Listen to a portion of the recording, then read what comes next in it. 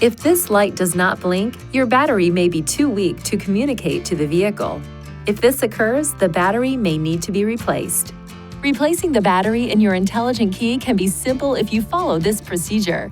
First, see the owner's manual for the recommended battery before replacing. Next, release the lock knob and remove the mechanical key from the intelligent key. Place a cloth over a small flathead screwdriver and insert the tip into this slit. Now twist the screwdriver to separate the intelligent key into two pieces. Look at the battery to observe which side is up so you can put the replacement battery in the same way.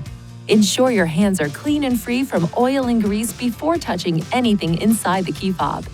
Carefully hold the new battery by the edges every time you pick it up. Remove the discharged battery while being careful not to touch the internal circuits or electrical terminals. Gently place the new battery into the intelligent key with the negative side oriented in the same direction you noted during removal. Align the tips of the two halves and then close the key fob by pushing along the edges. Lastly, operate the intelligent key to ensure it works properly. If you need assistance with replacement, it is recommended you visit a Nissan dealer.